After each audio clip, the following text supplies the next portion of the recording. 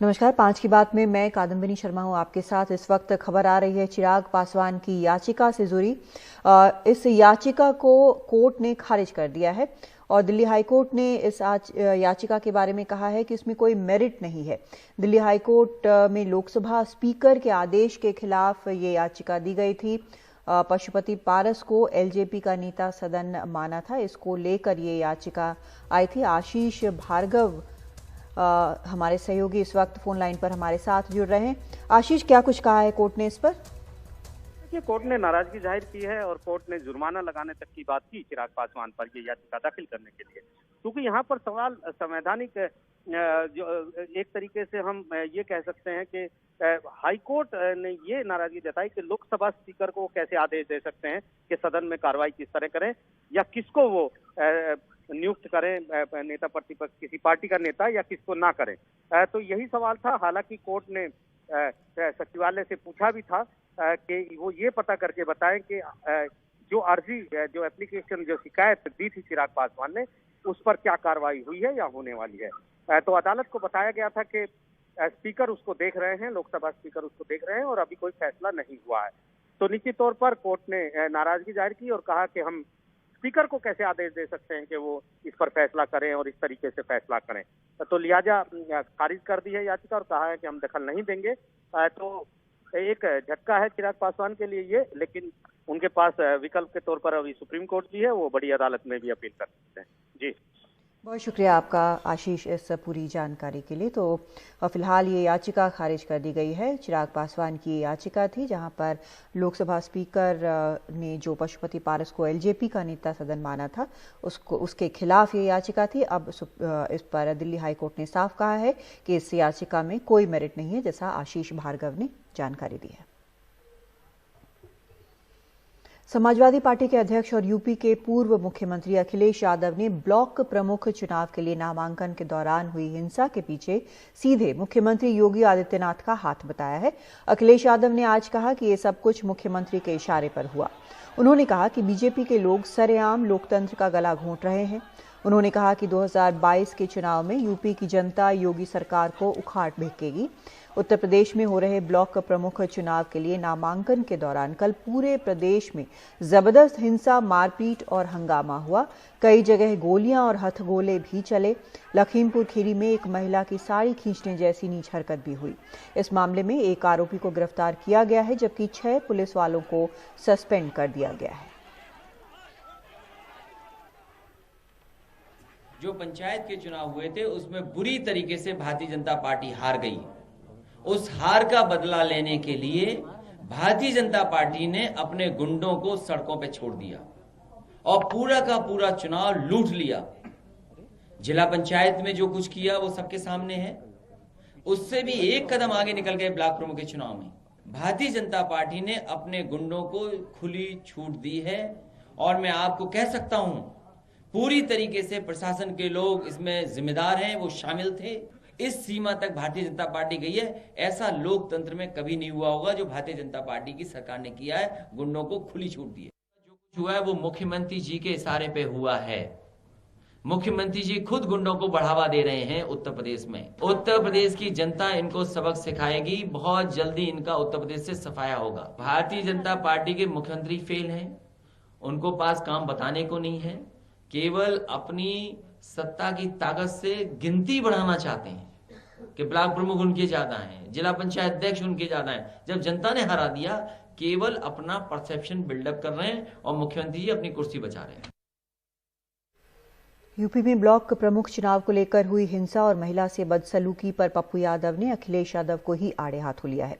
पप्पू यादव ने ट्वीट कर कहा कि बाबू अखिलेश यादव जी, आपसे न हो पाएगा सड़क पर संघर्ष। इतनी बड़ी पार्टी, इतना संसाधन हो तो बीजेपी वालों की गुंडई और ढोंगी के दुशासन का होश ठिकाने लगा देता।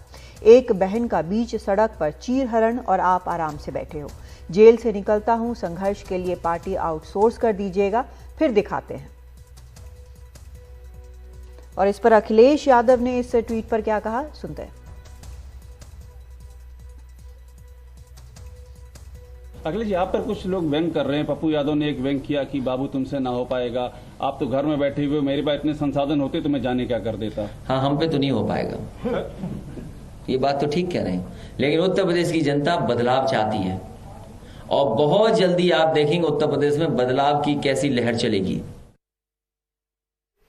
वहीं बीजेपी नेता और मुख्यमंत्री योगी आदित्यनाथ के सूचना सलाहकार शलभ मणि त्रिपाठी ने भी पप्पू यादव के ट्वीट पर जवाब दिया। ट्वीट करके उन्होंने लिखा कि आइए, आपका इंतजार है, बस याद रहे कि यूपी है, मुख्यमंत्री योगी जी हैं, अपने लिए सुप्रीम कोर्ट के वकील का खर्चा जुटाकर आइएगा। योगी जी के खौफ से आजकल सारे गुंडे माफिया सुप्रीम कोर्ट की तरफ ही भागते हैं। और सीधा रुख करते हैं हमारे वरिष्ठ सहयोगी कमाल खान का। कमाल, कल जो कुछ हुआ उत्तर प्रदेश में नामांकन के दौरान, आप लंबे वक्त से वहां की राजनीति देख रहे हैं, क्या ये पहले भी हुआ है या इस तरह का बिल्कुल वाइड स्प्रेड हमने जिस तरह की हिंसा देखी, जिस तरह की सब कुछ हुआ वहां पर, ये क्या पहली बार हुआ है? क्या एक्शन लिया जा रहा है? क्या कुछ पता चल पा रहा है?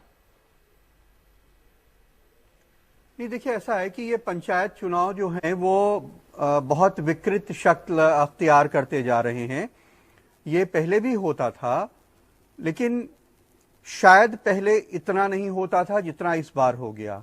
शायद इतना ब्लेटेंट इसके पहले कभी नहीं हुआ होगा जितना इस बार हो गया। दूसरा फर्क एक ये भी है कि शायद सबके पास मोबाइल में कैमरे पहले जमाने में इतने नहीं थे जितने अब हो गए हैं।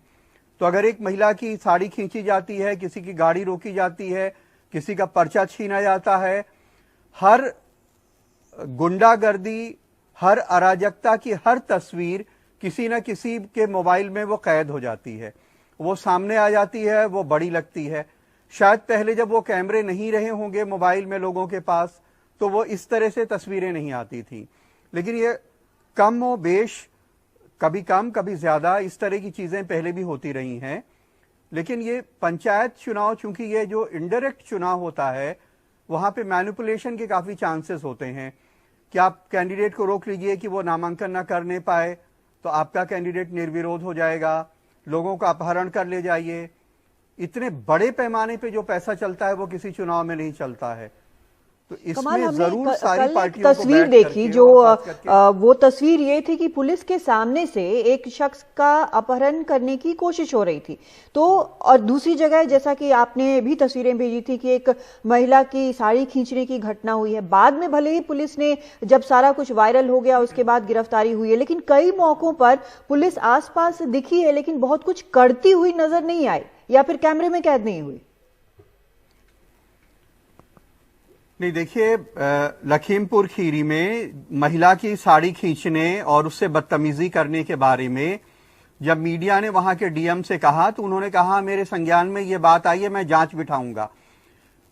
जब बहुत ज्यादा बवाल हो गया तब तक एफआईआर हो गई, एक शख्स पकड़ गया, 6 पुलिस वाले सस्पेंड हो गए, उसमें एक सीओ हैं, एक एसएचओ, 3 इंस्पेक्टर हैं, सब इंस्पेक्टर हैं, दो सब इंस्पेक्टर हैं, 3 इंस्पेक्टर हैं, एक सीओ हैं। इतने सारे लोग सस्पेंड हो गए।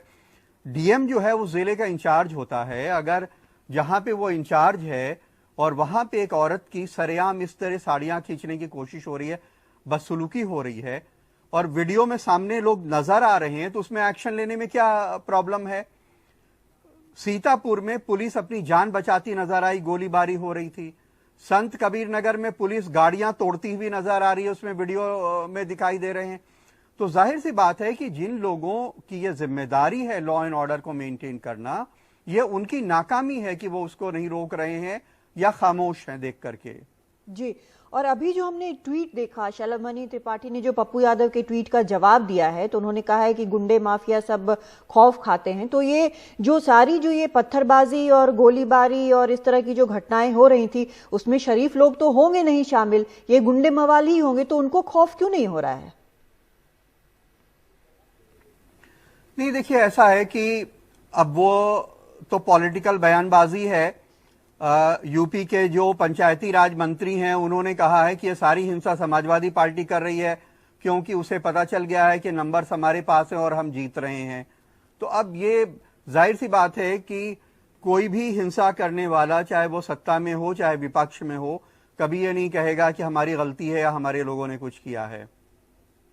जी, बहुत शुक्रिया आपका कमाल इस पूरी जानकारी के लिए। तो ये तस्वीर जो है रोज़ नई एक उत्तर प्रदेश से आ रही है और अगली खबर भी उत्तर प्रदेश से ही है।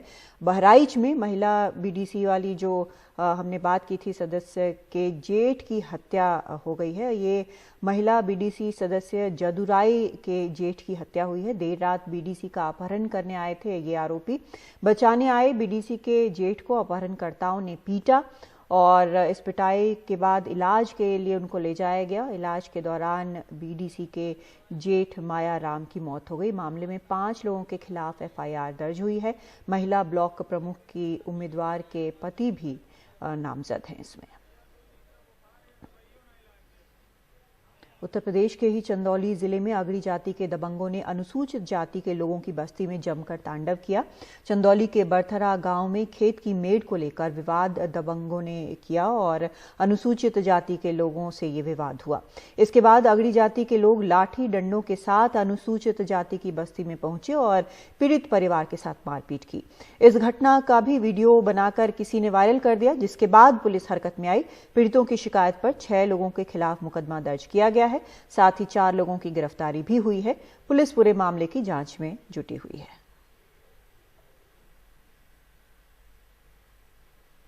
उसके प्रार्थना पत्र के आधार पर थाना चंदौली पर सुसंगत धाराओं में मुकदमा पंजीकृत कर लिया गया है और उनमें से नितेश, रोहित, आनंद, अविनाश को गिरफ्तार कर लिया गया है।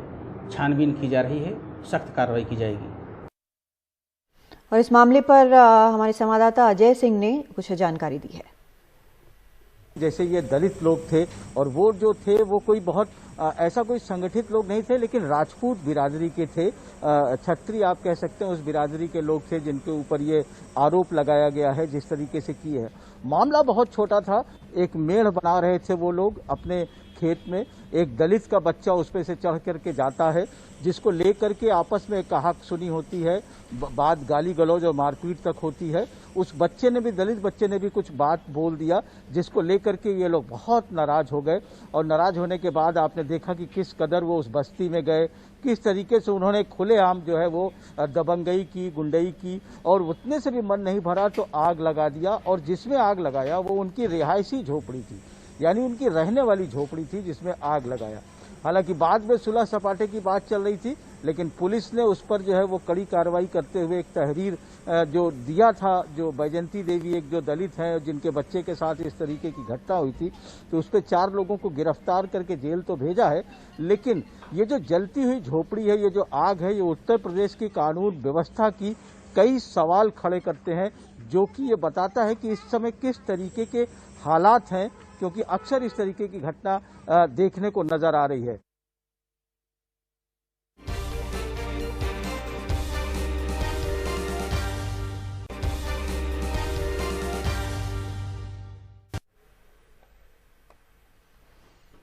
फरीदाबाद के खोरी गांव में मकान गिराए जा रहे हैं। 25 से ज्यादा जेसीबी से तोड़े जा रहे हैं सभी मकान। हरियाणा पुलिस और पैरामिलिट्री फोर्स भी यहां पर तैनात है। अब तक 25 से ज्यादा मकान गिराए जा चुके हैं। 200 से ज्यादा लोग हिरासत में लिए गए हैं। फिलहाल शांतिपूर्ण तरीके से कार्रवाई चल रही है। मीडिया को लेकिन इसका वीडियो नहीं उतारने दिया जा रहा है और ये मामला सबसे ऊंची अदालत तक गया था, लेकिन साफ कहा गया कि ये जंगल की जमीन पे बना हुआ है, अतिक्रमण है और इसीलिए इसके बारे में कोई आगे अब बात नहीं हो सकती। फैसला आ चुका है और अब ये जेसीबी से मकान गिराए जाने की प्रक्रिया चल रही है। इस पर और जानकारी दे रहे हैं हमारे सहयोगी रवीश रंजन शुक्ला। मैं इस वक्त फरीदाबाद के खोरी गांव में हूं और खोरी गांव चूंकि सुर्खियों में है, सुप्रीम कोर्ट ने यहां पर करीब 10,000 मकानों को हटाने का आदेश दिया हुआ है। यह आप देख सकते हैं कि खोरी गांव में गुरुवार तक का टाइम जिला प्रशासन ने दिया था कि यहां से लोग अपना सामान उठा ले जाएं। 1 महीना पहले जिला प्रशासन ने पानी और बिजली यहां की लोगों की काट दी थी और आज तमाम सारा जो जेसीबी है वो सुबह से ही आज यहां पर लगकर दर्जनों मकानों को अब तक आप देख सकते हैं कि तोड़ा जा चुका है। जिनके सर पर कभी इन मकानों की छत होती थी, आप देख सकते हैं कि इस कड़ी धूप में मेज के नीचे कोई बैठा हुआ है, कोई किसी ने इस तरीके से अपने बच्चों के साथ में यहाँ पर इस कड़ी धूप में लोग बैठे हुए हैं। आपका यहाँ पर मकान था जी। तो आज सुबह गिराया गया है। हाँ जी। तो अब ये कहाँ लेकर जाएंगे बच्चों को और परिवार को? और कहाँ ले जाएंगे, ऐसे बैठेंगे धूप में, कहाँ ले जाएंगे? सारे 3-3 बार टुटा दिया, अब कहाँ ले जाएंगे बच्चे, ऐसे धूप में रहेंगे यहाँ। अच्छा, तो ये 3 बार हो गए। कब बना था आपका मकान? 6 साल पहले बनाया था। खरीदा था आपने यहाँ पे जमीन? 15 साल हो गए। अच्छा, तो आपको किसी ने बताया नहीं था कि यहाँ पर चूंकि अरावली का जंगल है, यहाँ पे जमीन नहीं खरीदनी चाहिए? बताया नहीं किसी ने। अच्छा, तो कितने का खरीदा था आपने जमीन यहाँ? 2 लाख में। ओ, तो आप देखिए कि छोटा मोटा काम धंधा करने वाले ये लोग हैं, 2 लाख रुपए की यहाँ पर ज़मीन खरीदी। अभी तमाम सारे और भी लोगों से बात हो रही थी, किसी ने 3 लाख रुपए का लिया, किसी ने 2 लाख का लिया, किसी ने 4 लाख रुपए का लिया। तो यहाँ जब आप लोग ज़मीन खरीद रहे थे तो आप लोगों को नहीं पता था कि यहाँ पर गिराया जाएगा मकान? नहीं पता था। ऐसे पता होता था हम लोग ज़मीन थोड़ी खरीदते हैं यहाँ पे, पता ही नहीं था, किसी ने बताया भी नहीं। सब लोग ले रहे थे तो हम भी ले लिया, हमने भी। खोरी गांव में भू माफिया और सरकारी विभागों के बीच में साठ गांठ करके किस तरीके से बीते 20 सालों में खोड़ी गांव की ज़मीन को बेची गई। अब ये आप देखिए कि नैन फाउंडेशन है, उसके डायरेक्टर हैं सत्यप्रकाश जी, जो कि खोरी गांव में काफ़ी इन्होंने रिसर्च कर रखा है, शोध कर रखा है कि कॉलोनी कैसे बसी और क्यों नहीं पुनर्वास किया गया। और मेरे साथ में बलराम जी हैं, जो कि एक यहाँ पर मेहनत मजदूरी करते हैं और इन्होंने खोरी गाँव में अपना छोटा सा मकान बनवाया। अच्छा बलराम जी, जब आपने मकान बनवाया किन किन लोगों को पैसा दिया, क्या था सिस्टम? सर हमने हमसे पैसा ले लिया और एक डायरी में नोट करा लिया पैसे का। हमसे पैसा लिया। किसने पैसा लिया? एक तो उस आदमी ने पैसा लिया जिसने आपको जमीन दिखवाई। जी। उसने क्या बोला कि आप तुरंत मकान बना लो और हम तुरंत मकान बना लो और तुरंत यहाँ पे रहो, पैसे दे दो। एक डायरी में पैसा लिख दिया, उसने साइन दस्तखत कर दिए। अच्छा, उसमें पहलवान के दस्तखत हैं, गुरु के दस्तखत है, तेजवीर के दस्तखत है। अच्छा, फिर? और वो लिखित हमारे पास रखा हुआ है। अच्छा, फिर? और फिर तुरंत रहो यहाँ पे बना करके। अच्छा, और फिर उसके बाद किसने पैसा लिया? फॉरेस्ट वाले आए? उसके बाद जंगल विभाग वाले पैसे ले गए, वन विभाग वाले ले गए, पुलिस वाले ले गए। उन्होंने कहा कि पैसे दो नहीं तो तोड़ देंगे, नहीं बनाने देंगे। तो पुलिस वाले, वन विभाग वाले और पुलिस वाले सब पैसे ले गए सर। अच्छा जी सर। तो बताइए, मैं कर्जा करके और किसी तरह से मजदूरी करके उनका पैसा दिया सर। चुका। कितना पैसा आपने दिया? मैंने सर 2 किस्तें बना करके दिया, 50-50 हज़ार रुपये। 1 लाख का लिया था सर। अच्छा। 33 गज। 33 गज की जमीन? जी। 1 लाख। ये जंगल विभाग? जंगल विभाग वाले को अलग से सर दिया। जंगल विभाग वाले को 5,000 दिया और पुलिस वाले को 10,000 दिया। सुन रहे हैं आप, ये खोरी गांव में ऐसे गरीब मजदूरों को बसाया गया बाकायदा पैसे लेकर, और इसमें केवल भूमाफिया नहीं, सरकारी विभाग के लोग भी मौजूद थे। उनके खिलाफ क्या कार्रवाई हो रही है?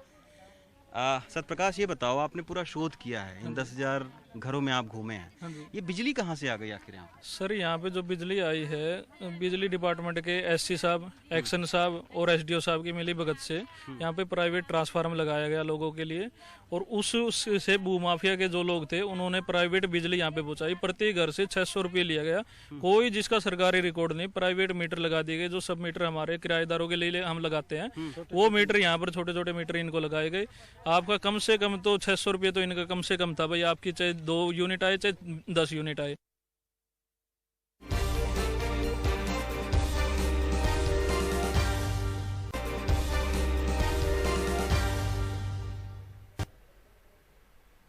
पंजाब में विधानसभा चुनावों से पहले कांग्रेस में जारी घमासान को लेकर कांग्रेस के वरिष्ठ नेता मनीष तिवारी ने एनडीटीवी से कहा कि कांग्रेस को हरा नहीं सकता कोई, बल्कि कांग्रेस खुद को हराती है।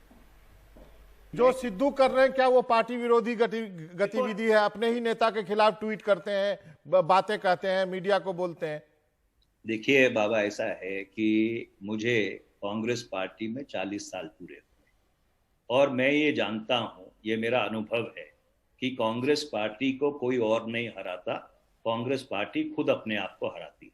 और इसीलिए मैं अपने जितने साथी हैं उन सबसे हाथ जोड़ के विनती की है कि इस समय जो एक बड़ी चुनौती है पंजाब के सामने, उस चुनौती को मुख्य रखते हुए ये हमको शोभा नहीं देता कि हम आपस में किसी चीज के ऊपर झगड़ा करें। व्हाट्सएप ने प्राइवेसी पॉलिसी को होल्ड पर रखा है। व्हाट्सएप ने दिल्ली हाई कोर्ट को बताया कि जब तक डेटा प्रोटेक्शन बिल लागू नहीं हो जाता तब तक वो अपनी क्षमता को सीमित नहीं करेगा। मतलब कि जिन यूजर्स ने प्राइवेसी पॉलिसी को स्वीकार नहीं किया है वो भी पहले की तरह सुविधाओं का लाभ लेते रहेंगे। इस पर और जानकारी दे रहे हैं हमारे संवाददाता आशीष भार्गव। पहले व्हाट्सएप ने प्राइवेसी पॉलिसी लागू करने की बात कही थी और कर भी रहा था धीरे धीरे, जैसा कि आप बता रहे हैं सबके मोबाइल पर आ रहे थे मैसेज, और उसने कहा था कि धीरे धीरे हम इसे अपडेट करते जाएंगे।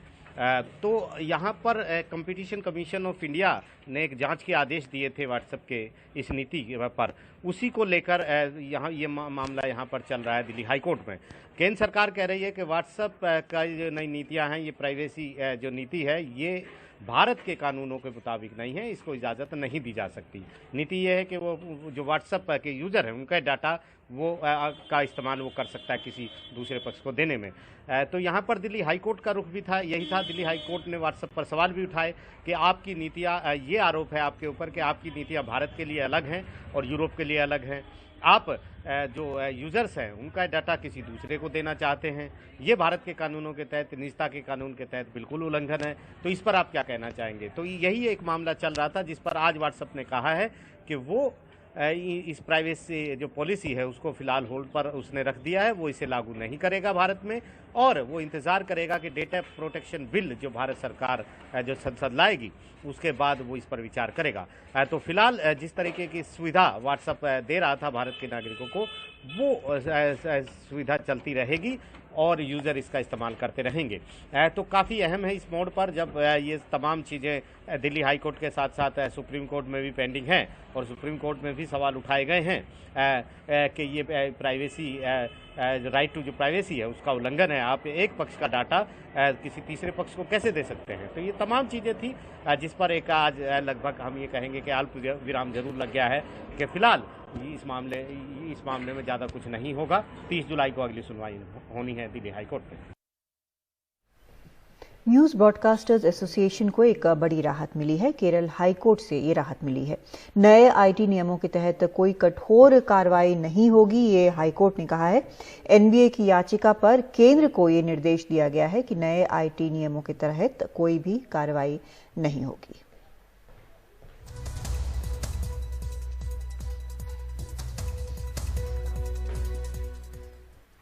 दिल्ली के बाड़ा हिंदूराव इलाके में बीती रात कुछ बदमाशों ने ताबड़तोड़ फायरिंग की। इस फायरिंग में 2 राहगीरों की मौत हो गई। बताया जा रहा है कि अज्ञात हमलावर जिस शख्स पर गोली चलाने आए थे वो बाल बाल बच गया, लेकिन 2 राहगीर इसकी चपेट में आ गए। हादसे के बाद पुलिस एक्शन में आई। फिलहाल आरोपियों का सुराग मिल गया है, उनकी तलाश में पुलिस जुटी हुई है।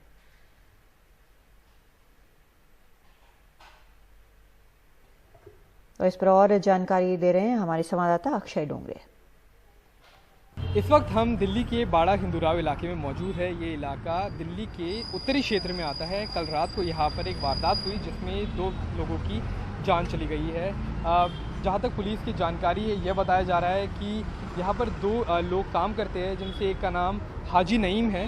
वो अपने भांजे के साथ कल जब घर लौट रहे थे तो उन्हें रास्ते में कुछ अज्ञात अपराधियों ने रोका, जिसके बाद उनके बीच छोटी सी एक बहस हुई और उसके बाद उन पर गोलियां उन अपराधियों ने चलानी शुरू कर दी, जिसमें उन दोनों ने अपनी गाड़ी से निकलकर भागना शुरू किया।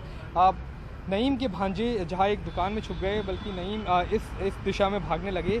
ऐसे में जब गोलियां चली तो नईम और उनके भांजे तो बच गए, लेकिन कुछ जो लोग यहाँ से गुजर रहे थे उन्हें गोलियां लग गई और ऐसे में 2 लोगों की जान चली गई है, जिनमें से एक की पहचान हो पाई है, संजय 30 साल के। उन्हें गोली लगी कल रात को और खून बहने की वजह से उनकी मृत्यु यहाँ पर हो गई।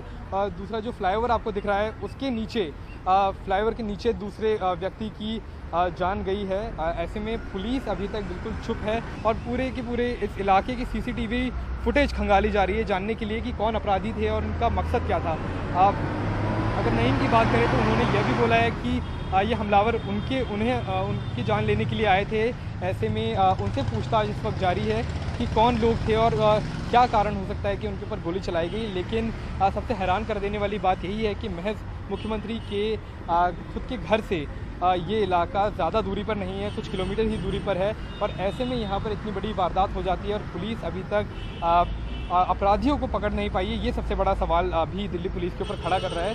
देखने वाली चीज़ ये रहेगी कि आगे आने वाली जो इन्वेस्टिगेशन है उसमें किस तरह से परतें खुलेंगी इस वारदात की। लेकिन अभी तक डराने वाली बात यही है कि दिल्ली में, राजधानी में ऐसी वारदात हो जाती है और पुलिस के पास कोई भी अभी तक ऐसे पुख्ता कुछ सबूत नहीं है जिससे कि लोगों को अरेस्ट किया जाए या फिर पकड़ा जाए। कैमरा पर्सन सुशील राठी के साथ मैं Akshay Dongre, NDTV India.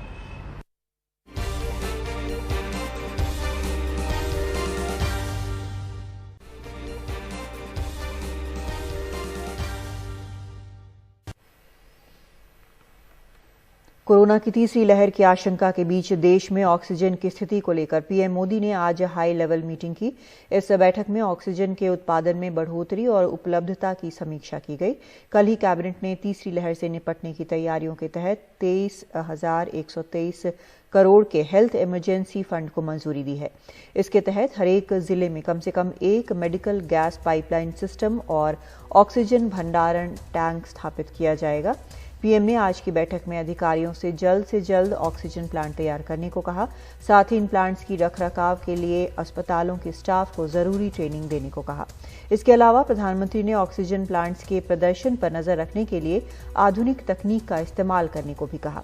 Corona की दूसरी लहर के दौरान अप्रैल और मई में देश में ऑक्सीजन की भारी किल्लत हुई थी। इस संकट के चलते मोदी सरकार की काफी किरकिरी भी हुई। स्वास्थ्य मंत्रालय से डॉक्टर हर्षवर्धन की छुट्टी की एक वजह ये भी बताए गए।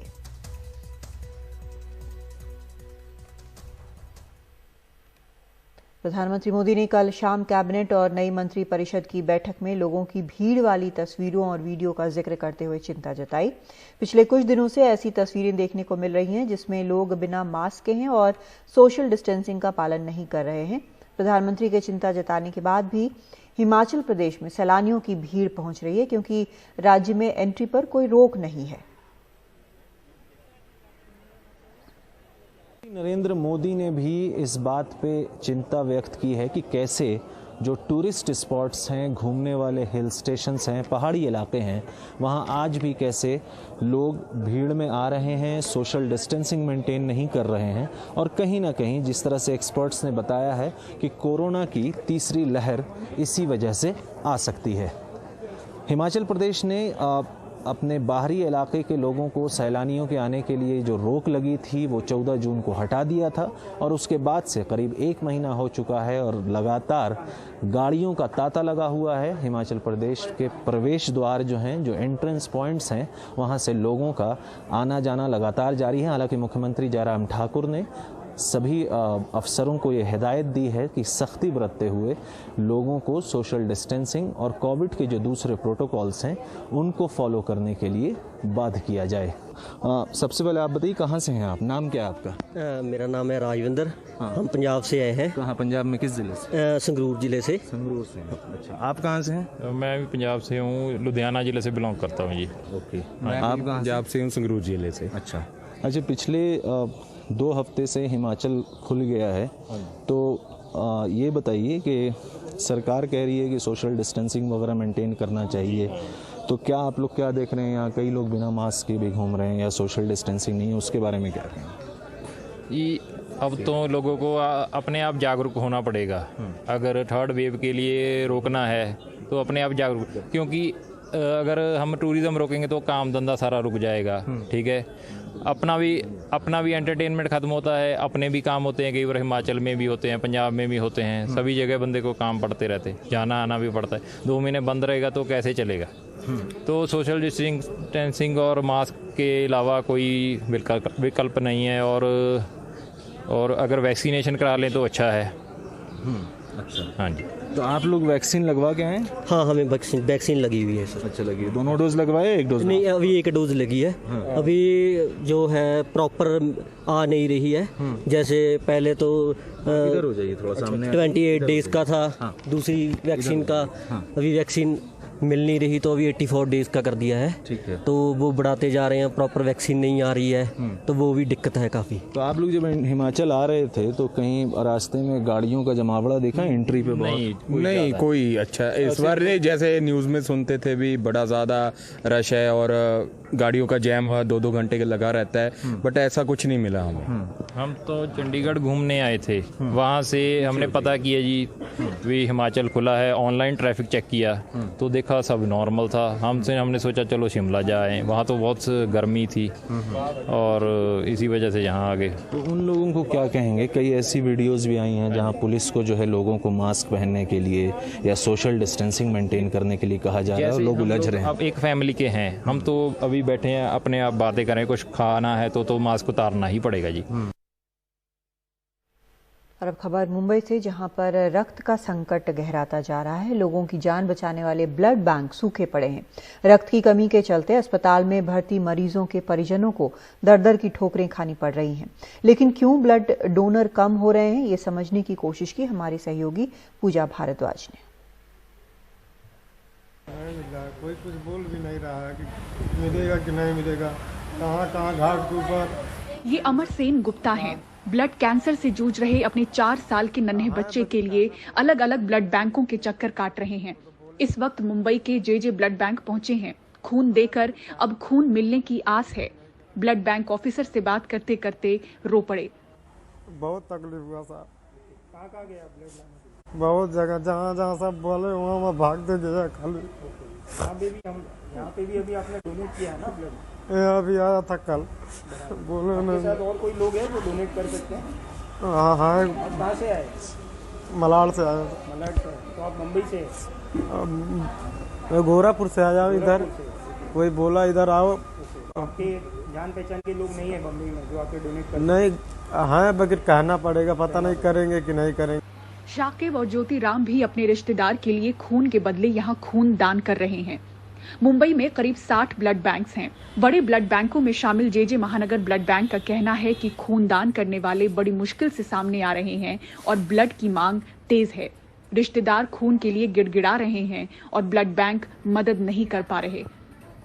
सर्जरी के पेशेंट है, कैंसर के पेशेंट्स है, थैलेसीमिया के पेशेंट्स है, काफ़ी सारे पेशेंट्स को रेगुलरली ब्लड की ज़रूरत होती है। तो हम देख रहे हैं कि उनको ब्लड नहीं मिल पा रहा है। काफ़ी सारे पेशेंट के रिलेटिव्स बेचारे पूरा बम्बई घूम रहे हैं, फिर भी उनको ब्लड नहीं मिल पा रहा है। काफ़ी सारे रिलेटिव्स यहाँ आके रो रहे हैं, गिड़गिड़ा रहे हैं, हमसे रिक्वेस्ट कर रहे हैं, बट हम भी कुछ नहीं कर पा रहे। कोई बंदा आता है कि हमको ब्लड चाहिए तो हमको उनको रिक्वेस्ट करना पड़ता है कि आप जब डोनर देंगे तभी हम ब्लड दे पाएंगे। तो काफ़ी हमको भी बुरा लग रहा है कि हमने इतना साल जब हमने सर्व किया है अभी नहीं कर पा रहे हैं। बट प्रॉब्लम है इसकी, ब्लड ऐसी चीज़ नहीं है जो फैक्ट्री में बनाई जाए। जब तक लोग सामने आके डोनेट नहीं करेंगे तब तक हम ब्लड पेशेंट को नहीं दे पाएंगे। आसानी से मिलने वाले ब्लड ग्रुप भी नदारद हैं।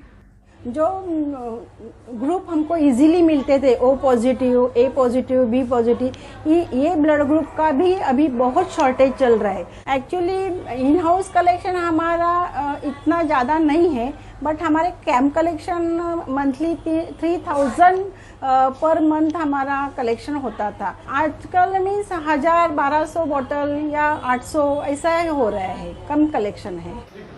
कोविड बीमारी और वैक्सीन के बाद ब्लड डोनेशन को लेकर कई तरह के भ्रम हैं। जानकारों के मुताबिक वैक्सीन लेने के 15 दिनों के बाद और कोविड से रिकवरी के 28 दिनों के बाद रक्तदान किया जा सकता है। मुंबई से पूजा भारद्वाज, एनडीटीवी इंडिया। कोरोना का सबसे ज्यादा असर बच्चों की पढ़ाई पर पड़ा है। स्कूल बंद हैं तो पढ़ाई ऑनलाइन हो रही है, लेकिन सवाल यह है कि कितने बच्चों के पास अपना मोबाइल या स्मार्टफोन है। राजस्थान के सरकारी आंकड़े देखें तो सरकारी स्कूलों के 83 लाख स्कूली बच्चों में से सिर्फ 33 लाख बच्चे ही हैं जो ऑनलाइन क्लासेस से जुड़ पाए।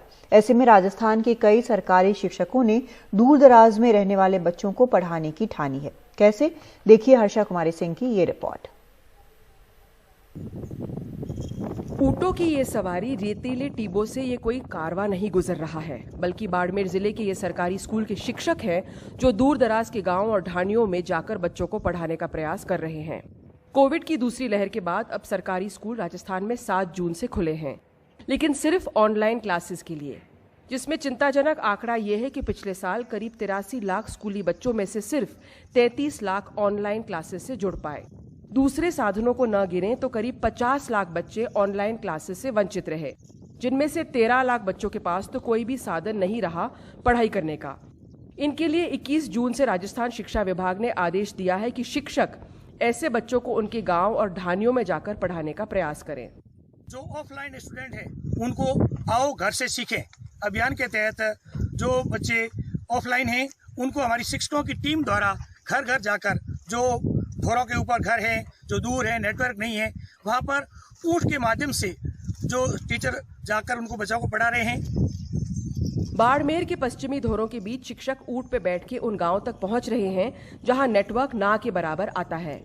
कमरा नहीं है, लेकिन रेगिस्तान की टीलों पर पेड़ की छांव में पढ़ाई जारी है ताकि कोविड के बीच में बच्चों की शिक्षा ना छूट जाए।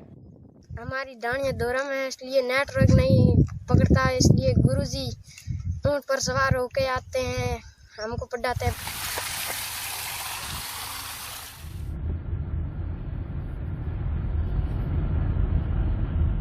जयपुर से करीब 50 किलोमीटर दूर ढेकला गांव। यहां खेतों के बीच सोशल डिस्टेंसिंग की पालना करते हुए शिक्षक क्लास लगा रहे हैं। इस गांव में ज्यादातर बच्चे 1.5 साल से स्कूल नहीं गए हैं और ना ही मोबाइल के माध्यम से कक्षा से जुड़ पाए हैं। मेरे पिताजी गुजरात में मजदूरी करते हैं, मेरी माता भी रोजाना मजदूरी करने जाती है, इसीलिए हमारे पास कोई फ़ोन नहीं है, इसीलिए हम पढ़ नहीं पाते। मेरे पापा काम करते हैं, फ़ोन को साथ ले जाते हैं, रात को लेट आते हैं, इसलिए नेटवर्क की दिक्कत है, इसलिए मैं और मेरी बहन पढ़ नहीं पाते हैं। गांव और ढानियों में बारी बारी से शिक्षक पहुंचते हैं, पढ़ाई होती है और फिर होमवर्क दिया जाता है। हमारे जो ज़्यादातर विद्यार्थी हैं वो गरीब तबके से आते हैं। किसी के पापा मजदूरी करते हैं तो वो बाहर रहते हैं ज़्यादातर, किसी के प्रतिदिन जाते हैं। और नेटवर्क का भी यहाँ पर इश्यू है, सबके पास फ़ोन भी उपलब्ध नहीं है। तो हम जैसे घर घर जाके बच्चों का होमवर्क चेक करने के लिए जाते हैं, देखते हैं तो ज़्यादातर बच्चे जुड़ नहीं पा रहे हैं शिक्षा से। तो हमने सोचा क्यों नहीं हम इनकी ढाणियों में जाकर इनकी क्लास लगाएं। 4 घंटे की हम क्लास लेते हैं तो बच्चों को होमवर्क भी हम सप्ताह में 2 बार दे पाते हैं। मोबाइल नेटवर्क हर दूर दराज के गांव में नहीं पहुंच पाता, साथ ही स्मार्टफोन हर बच्चे के पास नहीं उपलब्ध है। ऐसे में शिक्षा से करीब 13 लाख बच्चे वंचित नहीं रह जाएं, ये उस दिशा में एक पहल है। बाड़मेर से कन्हैयालाल डालोरा के साथ हर्षा कुमारी सिंह, एनडीटीवी इंडिया।